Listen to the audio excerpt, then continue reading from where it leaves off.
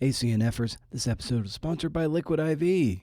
And I gotta say, this is a delicious way to rehydrate and fuel those endurance activities, or if you just want to zhuzh up your water. As some of you know, I kind of was training for the unsanctioned Mackenzie Marathon. It's postponed, I will say that. But Liquid IV was there for me in that bottle until heat and fitness just not coming along. I can't blame the hydration of Liquid IV. I blame myself. It's some tasty stuff. I love the lemon lime. Non-GMO, free from gluten, dairy, and soy, so you know your burly vegan digs it. That might be the problem. Maybe guys like me are just not supposed to run marathons. We're just like too beefy. I'm just like a beefy guy. Get 20% off when you go to liquidiv.com and use promo code CNF at checkout. That's 20% off anything you order when you shop Better Hydration today using the promo code CNF at liquidiv.com. I feel like I don't really understand an essay until I've read it a few times.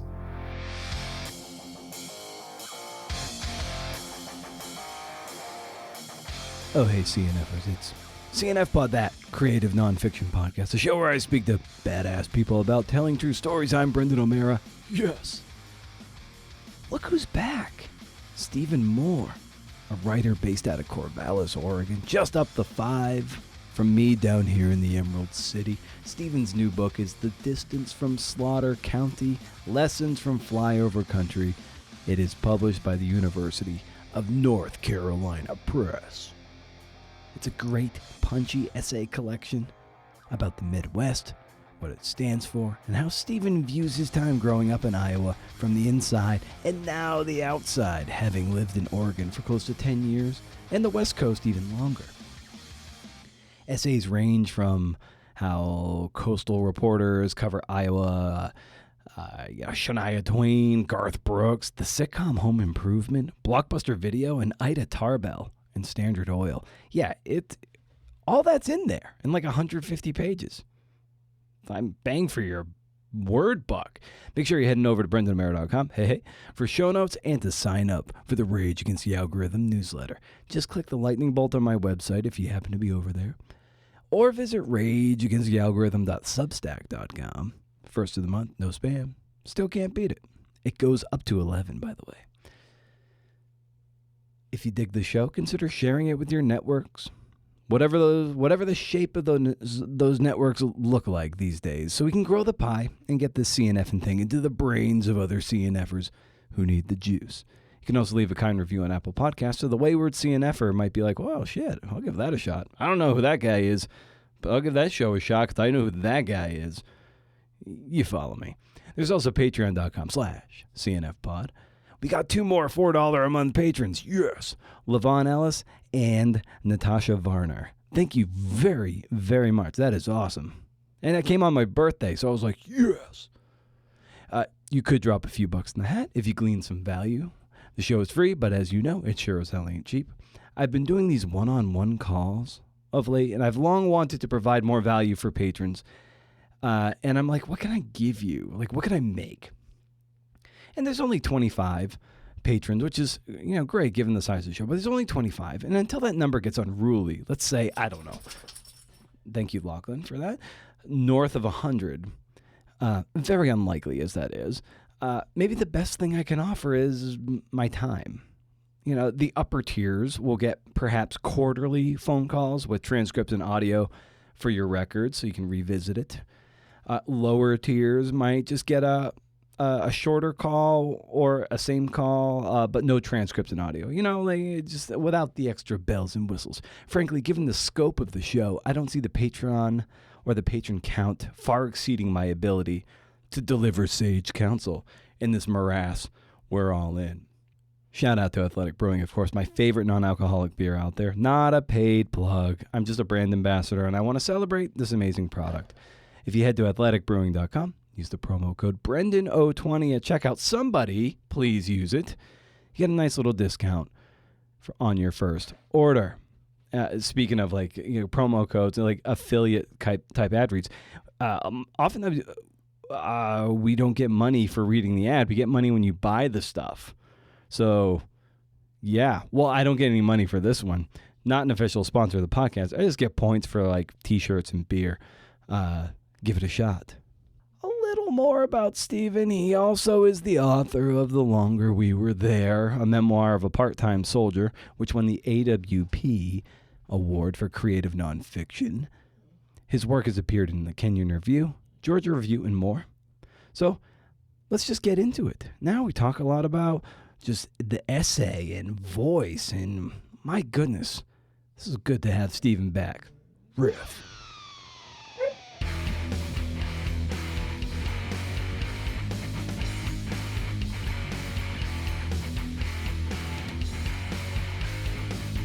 The mark of a really good essay collection is just like I think a lot. I'm not the person who's coined this term, but it's just like, oh, you want to like have fun hanging, or you enjoyed hanging out with that person's mind. And it was like, so that's what that's what I enjoyed about your book so much. I'm like, oh, I'm having fun where Stephen is taking me through this book. I really appreciate that. Yeah, I mean, I agree. I feel like that's one of the ways that I know that I'm in like a book that I want to be in, is just like enjoying the way that they think and being surprised by the way that someone thinks, and just enjoying the like where they're leading me, because it's never a place that I would have been able to predict, but that's what makes it kind of like exciting and invigorating to me. So that's super cool to hear. And that gets to a level of next level, let's say, reading like a writer, and at what point did that switch turn on for you, where you were starting to not just read for entertainment, but you had a next step literacy of reading like a writer, reading like you're gonna maybe analyze something and try to convey something on a deeper level to a reader? A lot of the like momentum that I get in writing is when I read something and feel the urge to respond to it, where like it either because I disagree with it or because I just want to keep going with their line of thought.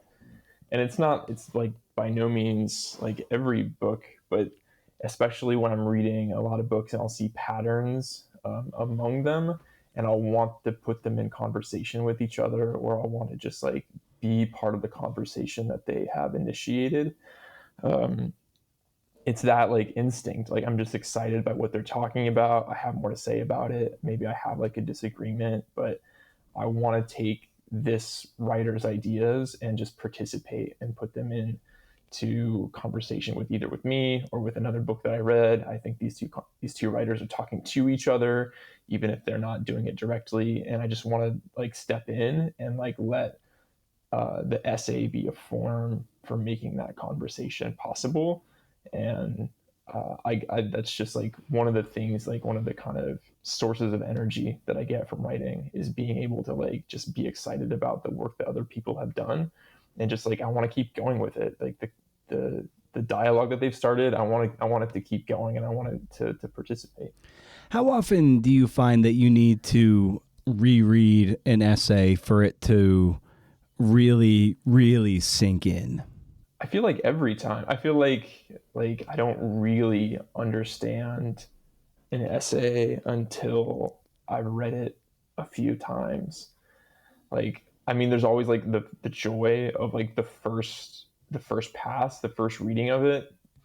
But anytime I really, really am interested, like it's always like rereading and rereading and rereading.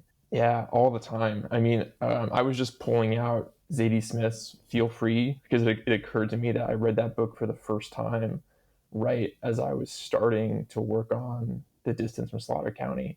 And it was just like her cadence and her kind of balance of like humor and seriousness. And like in some moments, she's really like academic and like scholarly in her thinking. And some moments, she's very like almost like flip and personal, and there's just like a great like variation of how she composes her work. And I think that like some of her like cadence and some of her just style like interested me a lot and got me moving in a lot of ways. And I had been rereading like those essays for the last couple of years, just like pulling the Joni Mitchell essay off the shelf, or pulling the Key and Peele essay off the shelf, or the Jay-Z essay, or the one on joy, and just like going back and like always being surprised, like, oh yeah, this Joni Mitchell piece also like spends a lot of time on Kierkegaard and like the story of Abraham, and like always being surprised at the way that she does something. But it always takes like rereading it to really like understand and like digest it, for me. What sucks about, let's say, like reading and trying to connect dots across various influences versus, say, like listening to music or watching movies. It's like you watch a movie, it's like, okay, that's 2 hours. That's cool. Like you can kind of get in and out, and you can rewatch it again. And it's like, okay, 4 hours. All right, I'm getting. But like reading is, at least for me especially, is very time intensive. I'm not a terribly fast reader. I know some people that can just fly through books with comprehension. I am not like that. I cannot do it. I envy them greatly. And so it's like to be able to connect dots across various writers and see those influences in the family tree of a writer. It's like, it's great if you can get to that point, but my God, it's so like, it takes such a frustratingly amount of so much time, like compared to like, say, music or painting or movies. Yeah. And like, I think I've started gravitating toward like really short books lately, in part because I know that when I respond really positively to a book, my first instinct is going to be like, I want to read that again. But if it's a gigantic like tome of a book, there's no way that's going to be possible. But like these, these like 100-page books or 150-page books, I've been like super excited about lately, because like if they pull it off, like the first thing I want to do is read it again. And like that makes it not just consume another like 3 months of my time. Like you can do it. You have space for it. And I think that's like a cool, like just a cool way to be able to engage with a book. Yeah. What I liked that you said a moment ago too was when you're kind of like looking for a certain degree of inspiration, I like pull that one essay down from the shelf from this book and be like, all right, it's like, I want to like unpack that one a little more, or I know what I'm writing. I want to kind of like approach that star in some sense. And it's like pulling down an album. If you're a musician, you're like, I need to listen to this record. Maybe that's gonna get into my bones. I want to steep in that sound. It's gonna help me write riffs better. And I love that about books being kind of like that too. Books as mentors, books as inspiration, not to plagiarize, but to really inform and inspire. I kind of like that. That you just go to your shelf and, all right, I need to pull this sucker down. And there ends up being like, I absolutely agree. And I think for me, there's kind of like this automatic sort of like juxtaposition that happens. Cause like when I was working on this project, there was like one stack of books that I was reading for content. Like like they were research, like sources, like outside sources, like whether it was one of like Ida Tarbell's books or like a book about the Midwest or whatever the case was. There was like one stack of books that I was reading because I wanted to be like specifically in conversation with like the kind of work that they were doing and the topic that they were talking about. And then there was another stack that I was just really excited about, like stylistically. And none of the like content shows up in the book. I'm not really responding to those writers in like in a content kind of way, but I was really excited about the way they were making essays or the way they were making prose. And I just like wanted to be close to their work and being able to pull it off the shelf, spend half an hour with it, and then try to do it, like try to like do my best like impression of it. And then whatever like failed attempt I make to do that ends up being like the closest I could do. But you end up having this kind of like juxtaposition between like the stuff that's really, really inspiring from like a stylistic kind of way, and then the people that I want to be in conversation with just because of like the idea. And having that like that kind of distance and that kind of tension was kind of fun to play with, because there ends up being just like a sort of a tension. Like when I was writing about Ida Tarbell, like the book stylistically that I was really into was the novel Fleischman is in Trouble. I don't know if you're familiar with it. Heard of it, yeah. Absolutely wonderful novel. And there's just this like really interesting confidence in the like prose style that the novelist has this amazing understanding of her character's psychology. There's a certain rhythm to it. It moves really, really well. The book has nothing to do with the topic that I was writing about, but I just wanted to try to take that kind of prose style and apply it to this woman who was born in like 1857 in like Western Pennsylvania and try to like write her life in this style and just kind of see what happens. And I feel like a lot of the essays ended up with this kind of collision between the topic that I was interested in and just some kind of like essayistic form that I wanted to try to approach it with. For you, when you're like setting out to write an essay, what is the seed that starts for you? A lot of them in this project had to do with like place. Like that ended up being the piece of it, that if I couldn't understand a topic really effectively through the lens of the Midwest or of Iowa or Oregon, if I couldn't think of it through that lens, like it didn't really work.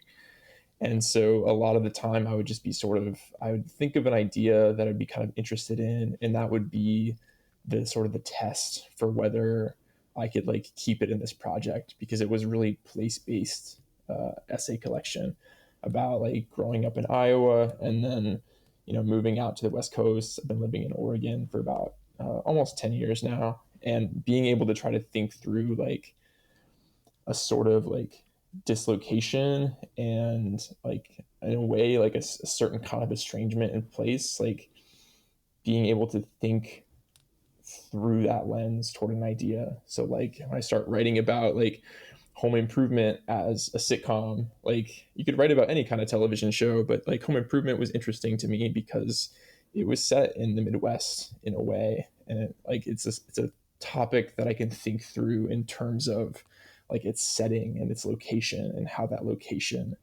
affects its characters, and that kind of sensibility, and being able to do that for each piece and still have it be a kind of like surprising approach. Like that was sort of what was really driving me. Like I have to be able to do that for each piece, but I also want each piece to do it in a different way. So what is kind of a chicken and egg question? What came first, the idea of this essay collection of Distance from Slaughter County as an idea, or had you written a few essays and this notion of place, be it Blockbuster, Oregon, California, Iowa, Home Improvement, did those things start? Did you just write those and then you're like, oh my God, this theme sort of unconsciously started bubbled up, and then a collection started to form as a result of what you were working on? I had like the idea of the theme like really from the beginning. One of the first like really big essays in the book is called "The Problem with Landing," and it was really where I started writing the book. I had been reading a lot about the Midwest. This was kind of in 2018. There had been a lot of like sort of discourse about the Midwest and about Iowa in particular. After the 2016 election, there had been like a wave of journalism that had sort of descended on Iowa after the election, trying to understand how people had voted.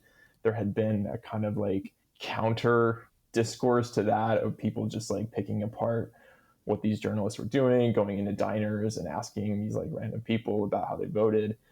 There was just a lot of thinking about what the Midwest represented.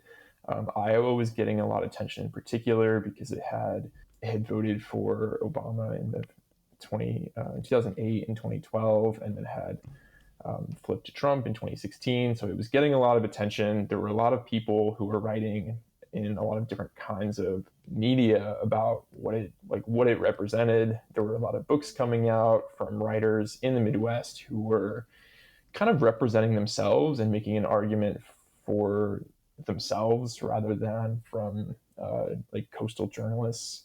And it just kind of got me thinking about like what it meant to me to no longer live there, to be living in Oregon, and to be trying to have some kind of like thoughtful relationship to place, where a lot of the things that I was reading didn't quite ring true for me, or they didn't feel like exactly like they applied to the way that I was thinking about Iowa or what it meant to me to be from there.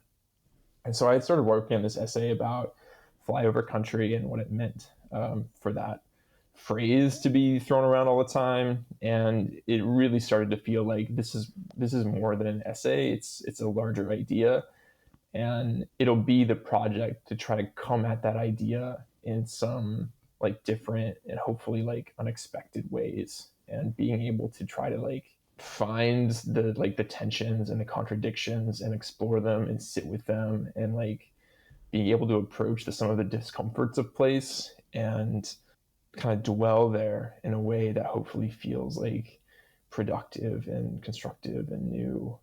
But it definitely started at the beginning. It definitely was part of the onset of the project, and just finding from there, like finding different ways that I could come at that theme that didn't feel like predictable or didn't feel tired. But yeah, it was from the beginning. At what point did you feel like you might have been something of a black sheep, from Washington, Iowa, and you were, a bit more liberally slanted growing up in a pretty conservative family, and you write pretty candidly about that in the book. And I wonder, at what point did that strike you? Like, I might need to. It's probably in my best interest if I find some other place to live. I mean, I don't know. Like, sometimes I think I'm just like a very easily persuadable person. Like whoever I'm in the immediate presence of, whatever idea that they have and are confident about, I'll just like, yeah, I absolutely, completely agree with what you're saying. And then I go talk to somebody else and they have the exact opposite opinion. Like, yeah, absolutely, completely agree with what you're saying. And I don't think it was that I felt like I had a different perspective necessarily, but like once, I grew up in like, pretty rural Southeast Iowa, pretty small town. And then I went to, the University of Iowa for college, and it was just a really exciting, like Iowa City is a great, interesting, exciting place. It's a very literary town. There was just a lot there to pay attention to and learn from. And it just started complicating my sense of like even of what it meant to live in Iowa, to try to like reconcile the fact that like my small town in like kind of like in farmland of Iowa, that's Iowa, but like so is Iowa City, so is everything about Iowa City. And being able to try to think of that space as like the same, in a way that they're both part of the same like larger culture, and they're both part of like they're both connected, they're part of the same community in a lot of ways. I think that's what interested me, like less than my own like personal like political proclivities, just the like the kind of contradictions and tensions that like live alongside each other all the time, in a way that's just like completely normal and completely like ordinary to a sense. In my several drives across the country, is like I'm very impressed with Iowa's windmills. Like there is, just as far as the eye can see, once you get into eastern Iowa, I was very impressed. Oh, they're everywhere. I mean, even when you're just driving around, I mean, there are so many being built that you can't be on the interstate without seeing the blades being hauled down by these, gigantic, semis that they're just hauling them all the time. Yeah, and I mean, even that has been like, it was controversial. It was one of those things where people had to like kind of look at what the values were of their community and decide how they wanted to use space and how they wanted to like kind of think of their landscape. They're not necessarily like pretty to look at. Yeah, it was one of those sort of changes that like Iowa certainly had to kind of like work at and reckon with, and is still it's still controversial. Yeah, on the eastbound side, there's a lot of really good rest areas. I'm like a rest area connoisseur because we've driven cross country so many friggin' times. And there's one that's it's got to be near Iowa City because it's a very literary rest stop, because there's like quotes from Kurt Vonnegut on certain things, and among other writers, and these little, like, there'll be a picnic table and a little sort of a little cover, and then on that cover is cut out of the metal is some quote from some famous writer. I'm like, this is pretty cool. Then, like on the other side too, there'll be like on the westbound side, there was a giant windmill blade just mounted there like a statue, and you look up and like, holy shit, these things are like like 125 feet long or something. Yeah. Oh, it's amazing. It's one of those like perception, just like distortions. When you're up close to them, it's unbelievable how big they are. And then once they go up in the air, they just seem like tiny. But yeah, I believe it. There are some amazing, amazing rest stops on I-80, especially between Iowa City and the river. Yeah. Yeah, I wanted to talk to you about voice too, and that's paramount importance to essay. When you're reading Hanifa Duraqib, Elena Passarella, our mutual friend, among Chuck Klosterman, so many others that you're like, okay, that's part of the appeal of essays. Like, why would I want to read something bland? I want to read something that does have some sort of dynamism on the page. And so for you, like, how did you forge your voice through your taste and practice? Yeah, I mean, I spent a lot of time stealing from other people or borrowing from other people. Yeah, just like kind of having close that stack of writers whose voices are just really, really engaging and exciting to me. I mean, I had Amy Fusselman's book close at hand like the entire time I was working on this. I mean, she has a bunch, but Idiophone in particular. I had J.D. Daniels, The Correspondence, really close at hand all the time. Like his humor is so interesting to me. The way he can like turn on a dime in the middle of a sentence and do something different is just really interesting to me. I mean, like paragraph by paragraph within my book, I feel like I could probably tell you what I was reading at the time Right. and just like trying to imitate. And that's always like it might be like a crutch in some way that like I really have to be like trying to like respond to someone else's voice or like trying to imitate a voice that I'm really interested in. But yeah, I had a whole stack of writers that I was excited about, and I spent a lot of the time working on the book, like reading it out loud. Like that's kind of one of the tests that I have for whether things are going well.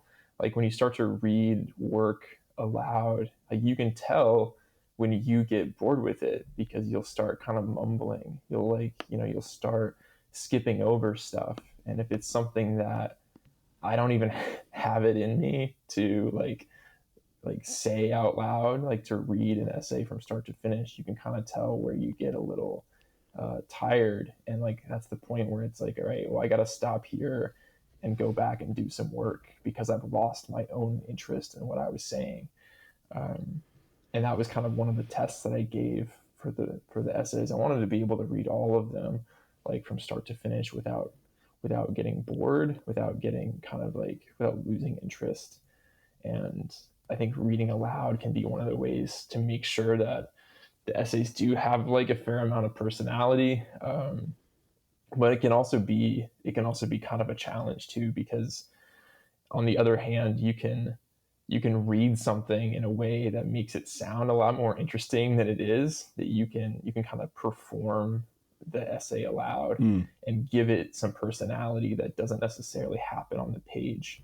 And so I think you have to keep like both of those things in mind, that it does help you identify where the essay might be starting to slow down, but it can also be a little deceptive, that it can seem more exciting than it is because you're reading it in a certain kind of way that maybe that joke doesn't really land for someone who's just reading it, or maybe the tone doesn't come off the way you think it does if you're reading it aloud. But that was one of the things that I spent kind of a fair amount of time with, is just making sure that the cadence held up, and that I'd be able to just like read the book with like a spoken voice, and it would work. It would still make sense. Yeah, and the other danger too with reading stuff concurrently with what you're writing, and maybe taking a very long time to write a book.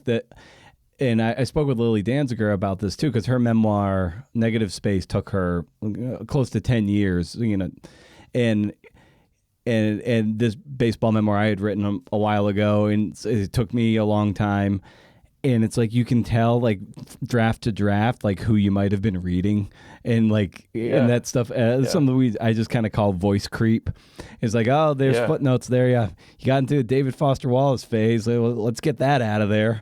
And Oh my and God. it's like one of It those things ruins where me. it's almost like you have to write as fast as you can. That way you don't get too many influences just trying to like trespass on what you're doing. Yeah, and I think it's like I think it's a revision thing. I feel like there's if I'm trying to like if that like if that creep starts to happen in a way that feels really forced or just like uncomfortable or just like ineffective, like the revision process hopefully like smooths it out. But I like the sort of like permission of trying as hard as you can on that first draft and then kind of revising back into something that's a little bit more your own. But like also, yeah, like what you're saying, there's definitely people who um, I can't read at all within like 24 hours of trying to produce my own work because their way of doing it is just something I'm absolutely not capable of. And if I try even a little bit, it ruins the thing that I'm trying to make. I can't even be within like the same room of a David Foster Wallace book. It's just like that's just not how I think. Like I really admire what he does, but it's just not the way that I'm able to compose, and it just it destroys my own prose for sure. It's like a hand grenade of an essay. It's just like, ah, damn it, Yeah, he's gonna blow up everything if I even touch that stuff. yeah, yeah. I just can't. I can't do it. But I admire a lot of his work. I love like I I can't get enough of his tennis essays. I think there's like 4 tennis essays, and those I adore, and I do. Those are essays I reread quite a bit because I love those. Everything else I can sort of take or leave more or less, but it's the tennis ones. I they kill me. And it's that same like kind of interest where it's the sort of person who can't necessarily explain how their own genius works, but the genius is there, and you can't just like ask them a question directly about how it works because their capability isn't in articulating how amazing they are. Their ability is just like doing the amazing thing, and that leaves work like in the essay. It leaves work for Wallace to like try to help us understand and try to be able to like approach like what makes it so successful.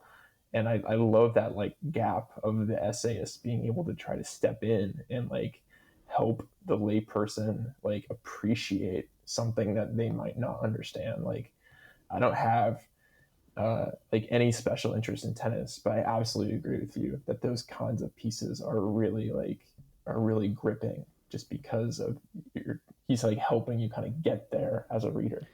Yeah, and it gets to a point of it's like being like that guy at the end of the bench who can kind of see the matrix of the sport. They just don't have the ability to be transcendent. And they're like, oh, Yeah, like I can't, like him, he was a pretty competitive tennis player, but he wasn't great. But he right. can write about Roger Federer. He can see what he's doing. And he's like, oh my God, like that is otherworldly. That is Everest, and all those people, and he can speak to it even though he could never pull it off himself. So it's like just understand it just enough to know that like, oh wow, I can see what that guy's doing or what she's doing, and like that is. You guys Yeah. need to understand what this person is doing right now. I don't think you get it. I don't think you understand. I'm going to help you And understand, but I don't think you get it. You need to get it yeah. now.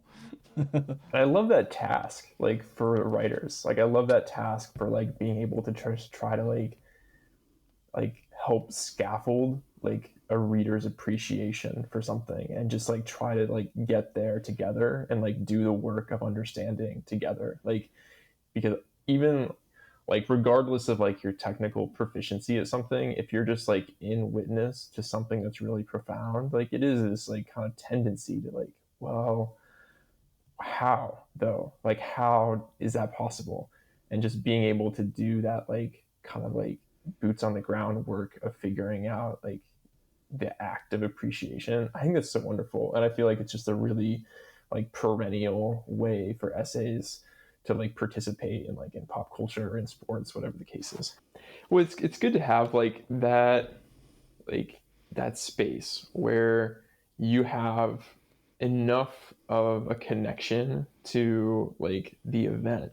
You have enough familiarity with it that you can be kind of like our guide without being so immersed that it becomes like kind of hard to connect with. Like you have that like step in where you have the access, maybe you have the language, and you can kind of like be our museum guide through the story without it being you're so overcome with like background and story, and like that it becomes like hard to enter into, like if you're the reader who's a novice to that culture and a novice to that community.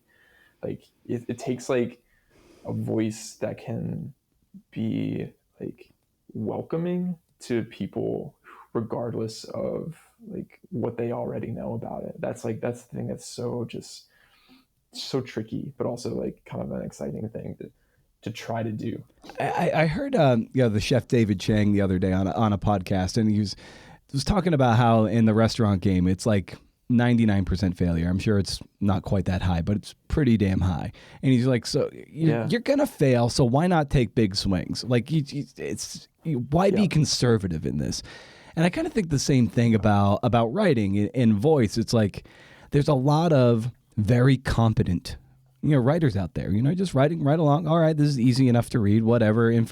Information in, information out, very forgettable. But with essays and stuff, and stuff that you've written, and we've mentioned Hanif and Elena, why not take big swings? Because so many voices are very vanilla out there. So I wonder for you, like, how do you balance, or what's the calculus between trying not to be vanilla, but also, taking big enough swings that you make an impression that lasts?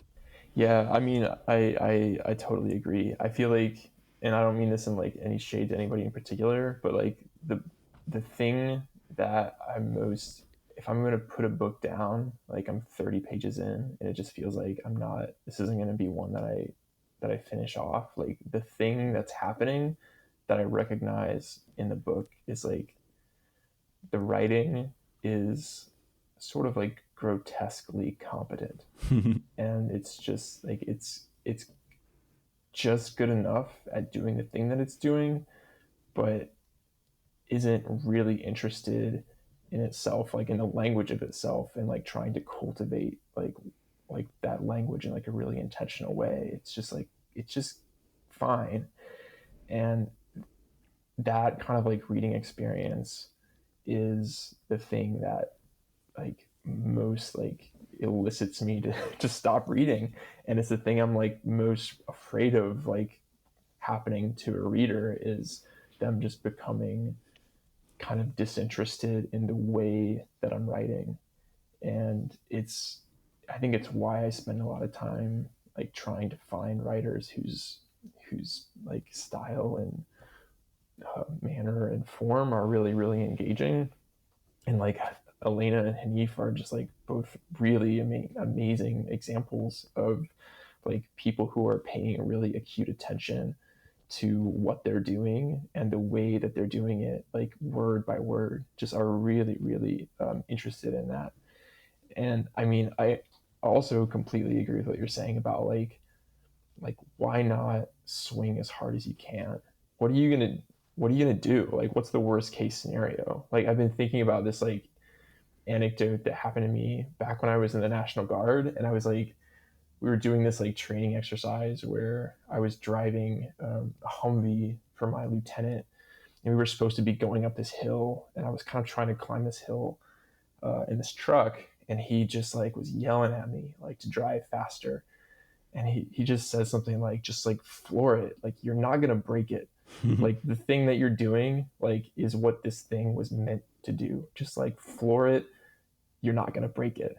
And that was just like a really I just remember thinking like, all right, like yeah, just you can just go harder, and you're not gonna break anything probably. And I feel like that's the thing I'm trying to just be more more like deliberate about like whatever my like instinct is to like when I'm writing prose is what if you turn the knob like a little bit up and then a little bit up from there. And like, I'm not going to break anything. I'm not going to break the essay. Probably Right. it probably what will happen is the essay needs that. It, it needs to be weirder. It needs to be like stranger. It needs to like go after it in a way that's just like a little bit more like confident or aggressive or whatever the case is. And um, I think for me, like it's it's an exciting thing to try to put at the forefront because my instinct is probably like usually the opposite, like a usually like fairly restrained, Yeah. fairly spare kind of prose. Like I think I like kind of default to a fairly like spare way of writing, and I think that's why I get really excited when I find writers who are doing the absolute other thing where they are just like trying as hard as they can to do everything they can with language in a way that is doing justice to their topic and just like do everything that you can. Like you're not going to break it. Just go and just do as much as you can. And I think that's an exciting like instinct. And I think it's something that I can learn a lot from because it's never really my my impulse, my default setting to do that. My default is just to be like kind of like polite and direct and sometimes even like plain. So trying to like put some more reverb on it is always like just it just makes the work exciting. Yeah, I love that. Put some reverb on it. Well, there's also like the Pacino take. I think he famously like during takes. I mean, he would go full Al Pacino, like way Yeah. out there. And usually, the take would be like some reduced version of that extreme take, but it's like it's taking that giant swing and then kind of editing back from that. And I think, when you read someone like or to just keep using Hanif or Elena or even Klosterman, it's just like you can tell they're taking big swings and then they edit back, but then it's still it's still what they land on is still like very distinct, and it does have that reverb you're talking about. Yeah, I mean, I remember reading, like when I was reading Go Ahead in the Rain, there was, I feel like it's toward the end. It's in the letters section of the book. I forget even who the letter was to, but the way that it ends, I was just, oh my God, I just couldn't believe like that he had gotten to the place that he got to. And just like, I had to go back and start reading like pages, like prior, like where did this start? How did he start creating this effect? Where did it come from? And like in a way it came from like the first page of the book, like gradually like building this like sort of um, like characterizing these people, characterizing the time they came from, characterizing himself as a listener, and just being able to see that like kind of build. And it happens like in a moment a lot of times where the it's like us it'll feel like a sentence doing work, but it's the book doing work. It's like the whole essay doing work, but it like comes to a point, and like especially with like Hanif's work, you just like set it down like that's just it's stunning. It's really stunning. But trying to figure out like how do you do it, how do you like make this happen. I feel like that's like a lot of the joy of like being a reader and then trying to be a reader for the purpose of like how can I even like try to do this kind of work. Yeah, and I was yesterday I was just kind of in a mood, and I definitely needed some like inspiration, and I kind of default to going to this great I used to be Brain Pickings, but now she's the Marginalia, Maria Popova's site, and I always look for Mm-hmm. the Bill Watterson commencement address, and Bill Watterson wrote Calvin and Hobbes, and I always like going to his her analysis of it, but she transcribes a whole bunch of a Kenyan college commencement address. And at one point, he says to endure 5 years of rejection to get a job requires either a faith in oneself that borders on delusion or a love of the work. I love the work. Yeah. And I love that. I Yeah. love that so much. Just the speaking of the delusion and also just leaning into loving the work. Yeah. Yeah. I mean, it feels like both all the time. It feels like this doesn't make any sense to be doing, to like be spending my time with, but Right. I would never stop. You know what I mean? Like, I'm not going to stop doing it. There's too much love for it. And, but at the same time, like, you always know, like, this is ridiculous. It's silly, but it's both. Very nice. Well, as our hour is winding down here, Stephen, as I like to bring these conversations down for a landing, I always love asking the guest for a recommendation of some kind, like anything you're excited about that you'd want to share with the listeners. So I'd extend that to you. What might you recommend for them out there? Well, I was talking earlier about how I really have been enjoying like short books lately. One of the last like just really great short books that I read was is called Springer Mountain. It's by Wyatt Williams, and it's a book about food. It's I think the subtitle is like Meditations on Killing and Eating. It's it's about food. It's about uh, everything else though too. And like I remember seeing in one of your notes on Substack that you're interested in like a John McPhee esque project. Um, but one of Wyatt's like other pieces, he wrote an essay that was in Best American Food Writing called After Oranges, where Hmm. he chases down like he just tries to kind of like imitate what Oranges does. He goes and like retraces some of John McPhee's footsteps and kind of writes sort of like a coda in a way to McPhee's book Oranges, and like from the background of like the food industry and everything else. And his book Springer Mountain kind of has that like energy to it. It has that sort of like McPhee esque like interest in the mundane and the ordinary, that like really like rigorous journalistic interest in like uncovering how the everyday like informs us and like how we might take an ethical approach to it. But it also just like has a kind of wildness that's so exciting to me. And he like lifts off the project and closes it down in 105 pages. It's one of those books that like when I come across it, I just immediately have to start telling everybody about it.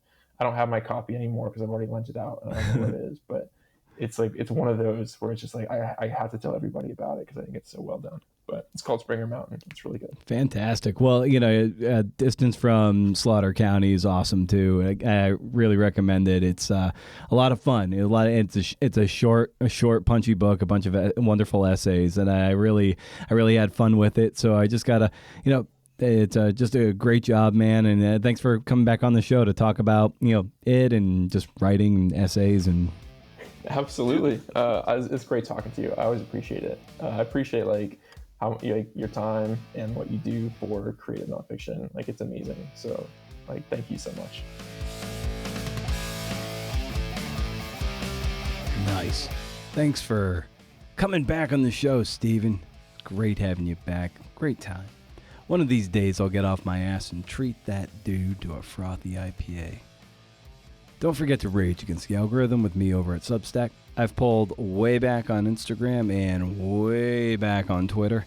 It might be deletion time for Twitter. Cue parting shot. And many people are jumping ship to Blue Sky or Blueski. I don't know how you pronounce it. Just for consistency, I'll say Blue Sky. I don't know how to pronounce it, but we're going with Blue Sky. We can all agree Twitter is something of a sinking ship. Has been. We hang on because we've been there since 2009. We weathered all the rule changes, and yet we still keep going back to the same shitty restaurant expecting better service and decent food. It's not gonna happen. So the reaction has been this. Instagram Threads and Blue Sky. Now, nobody's taking a moment to stop and think, why not quit Twitter and just be done with it? Instead of, what will I replace Twitter with? How will I connect? We should see this maybe as a means to purge our systems of this chronic overconnectivity. You might say I'm a hypocrite since I'm on Instagram still, and I enjoy right now like Substack and Substack Notes, which is nothing more than Twitter, and the whole ecosystem there is kind of, it's got social network. You can almost feel like the virus of social networks there. That's the best way I can think about it. But you can call me a hypocrite. You wouldn't necessarily be wrong. Maybe don't rush to the next new social media because they have all unilaterally proven one thing. Maybe with the exception of like Vero. I don't know what Mastodon's about. There was that mass exodus, remember? It doesn't matter. They get corrupted by their need to glue us to their platform for data, ad sales. Not a single one of the popular social medias, the social mediums, has proven to be this internet utopia. They start that way, but they all end the same. As many of you know, I like to rage against the algorithm, and I'm really squeezing my brain to remember those days in the mid-2000s and earlier. Social media was going to conferences, meeting people in person, writing groups, reading groups, readings. As much as I loathe readings, that might be a good essay one day. How to fix the author reading. I don't like them. Anyway, face-to-face meetups.